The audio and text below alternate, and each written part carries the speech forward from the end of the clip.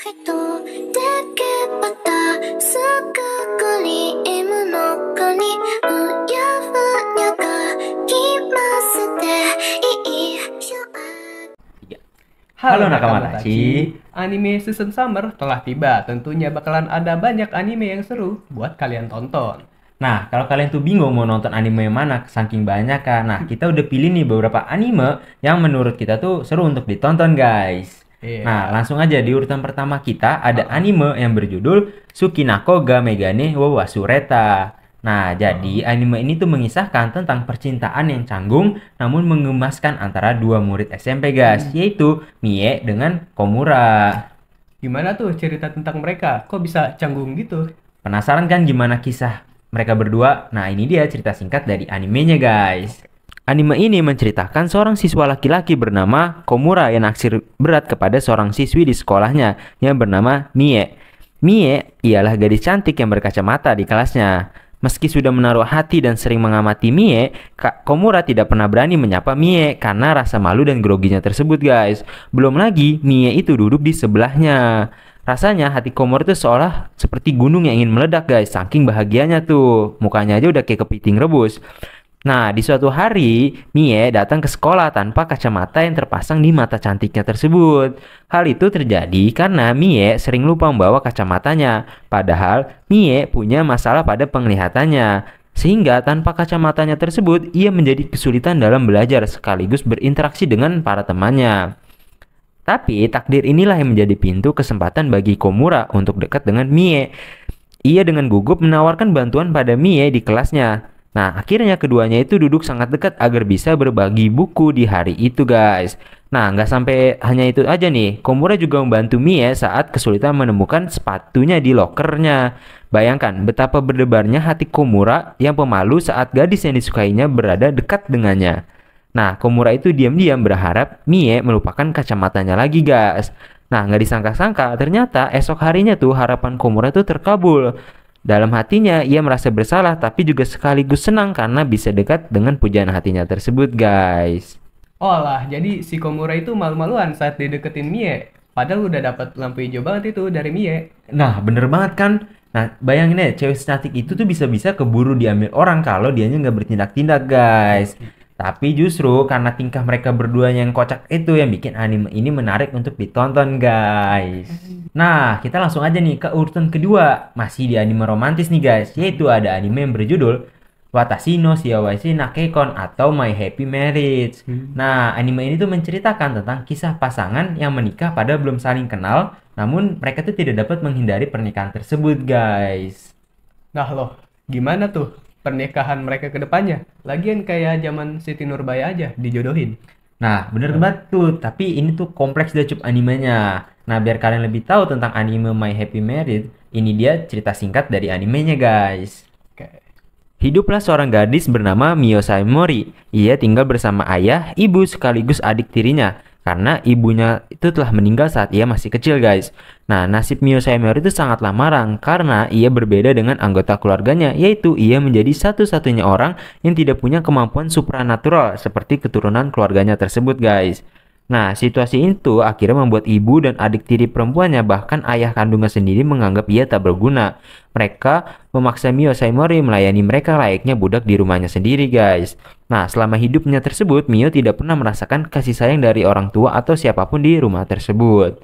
Nah, lalu ketika berusia 19 tahun, Mio akhirnya dijodohkan dengan seorang laki-laki bernama Kyoka Kudo. Nah, Kyoka Kudo ini adalah seorang laki-laki memiliki kemampuan untuk mengendalikan api. Lelaki tersebut adalah kepala dari keluarga Kudo yang terkenal. Dan juga tersebar rumor bahwa Kyoka Kudo itu adalah seorang komandan yang kejam dan dingin, guys, yang membuat semua calon pengantinnya itu melarikan diri darinya hanya dalam 3 hari setelah perjodohan berlangsung. Nah, sementara itu, Mia Saimori yang tak punya pilihan lain terpaksa menerima perjodohan dengan laki-laki yang tidak kenal tersebut. Setelah Mio tinggal bersama Kyoka, ia kemudian mendapati bahwa calon suaminya itu sama sekali bukan sosok seperti monster yang dirumorkan, guys. Seiring berjalannya waktu, mereka malah semakin dekat. Dan perjalanan pernikahan mereka pun dimulai dengan mereka mulai merasakan perasaan saling jatuh cinta dan saling membutuhkan, guys. Dan juga mereka mulai belajar untuk saling percaya satu sama lain. Kok bisa sih yang awalnya tuh mereka terpaksa malah jadi jatuh cinta? Penasaran kan? Makanya nonton animenya dong. Nih, kalau dari 1 sampai 10, menurut gua skor dari anime itu 8, guys. Jadi like untuk ditonton ya. Oke, jadi selanjutnya ada anime yang berjudul The 100 Bucket List of the Dead. Jadi anime ini tuh bercerita pada karakter Akira Tendo yang merupakan seorang budak korporat yang stres dengan pekerjaan di kantornya. Dia berharap bisa terbebas dari kekangan di perusahaannya dia bekerja. Waduh, kalau kayak gitu, Cuk, apa masih ada harapan tuh buat Bang Akira terbebas dari kekangan perusahaannya tersebut, guys? Ada dong. Gimana tuh? Di luar nalar caranya, yaitu dengan wabah zombie yang menginfeksi hampir seluruh warga Jepang.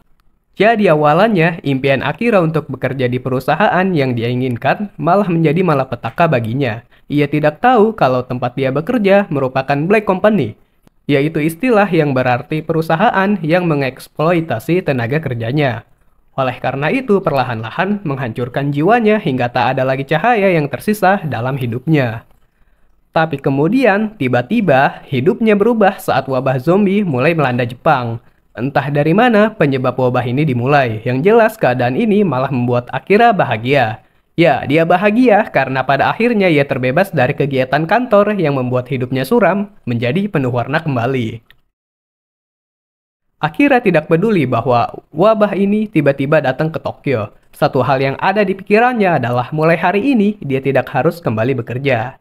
Dia bisa menonton film sepanjang hari, minum bir di pagi hari, dan melakukan apapun yang dia inginkan. Now that's quality content. 逃げない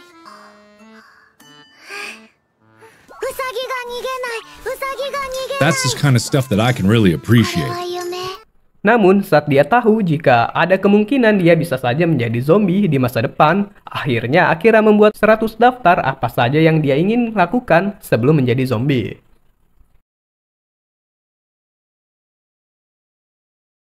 Gokil sih, Cuk. Udah nggak berurusan dengan Black Company-nya nih. Malah dikepung zombie dia. Gokil. Ya, tapi gilanya nih, Bang Akira malah seneng kegirangan karena dia jadi harus gak masuk kerja dan bisa seneng-seneng sesuai apa yang dia mau. GG Bang Akira. Yuk. Oke, jadi anime yang terakhir nih, ada anime yang berjudul Rurouni Kenshin Majiken Kaku Romantan Remake. Ya, kalian gak salah dengar, ini adalah versi remake dari Samurai X yang mungkin pernah kalian tonton pas masih kecil di TV. Wes, kalau anime yang satu ini tuh udah legend banget, guys. Bahkan anime ini tuh udah ada sejak zaman gue masih nenen, guys, sama ibu gua. Lu bayangin tuh. Berarti lu belum nonton ya? Belum dong. Oke dah, gue kasih tahu nih animenya kayak apa. Anime ini bercerita tentang seorang mantan pembunuh yang bernama Kenshin Himura yang memiliki julukan Hitokiri Battosai. Julukan tersebut didapat lantaran dia membunuh semua musuhnya dengan sadis ketika perang pada era revolusi Meiji di Jepang. Namun pada akhirnya dia memutuskan untuk berhenti menjadi pembunuh. Ia juga bertobat dan berjanji nggak akan membunuh orang lain lagi. Kenshin Himura kemudian menjadi seorang pengelana dan berusaha melindungi orang-orang yang tak bersalah dari para penjahat dengan sakabato, yaitu sebuah pedang khusus yang memiliki sisi tajam terbalik agar tidak menyebabkan pertumpahan darah. Setelah sekian lama berkelana, Bang Kenshin singgah di Tokyo. Di sana dia bertemu dengan seorang perempuan yang bernama Kaoru Kamiya. Kaoru merupakan pewaris sekaligus pengelola dojo atau sekolah bela diri dari Kamiya Kashin Ryu Kenjutsu Kamiya Dojo yang didirikan oleh almarhum ayahnya. Mereka bertemu karena pada saat itu ada seseorang yang mengaku-ngaku sebagai Hitokiri Battosai. Orang itu membuat kegaduhan dan merusak ketentraman di kota dengan mengaku menggunakan seni pedang dari Kamiya Kashin Ryu. Karena hal itu membuat nama dojo Kamiya menjadi buruk di mata masyarakat sekitar. Kenshin pun membantu Kaoru untuk mengatasi penjahat tersebut dengan seorang diri dengan teknik pedangnya yang luar biasa tanpa membunuh mereka.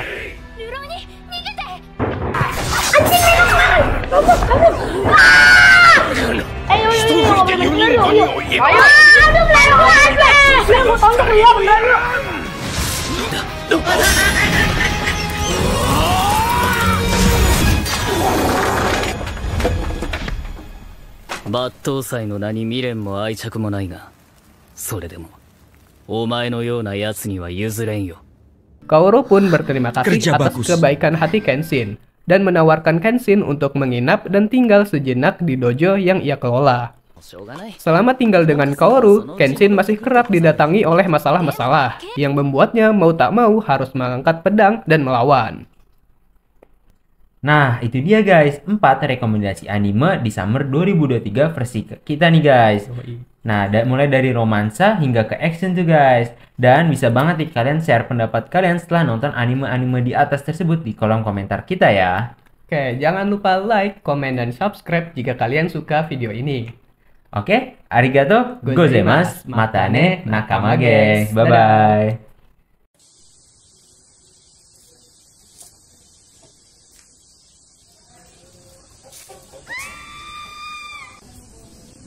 Bye-bye.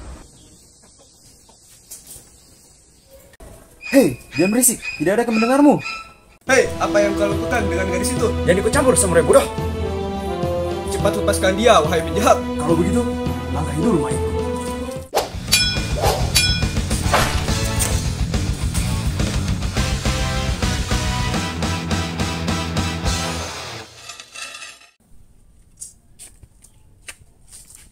Tenang gadis manis, kau aman bersamaku. ありがとうございます。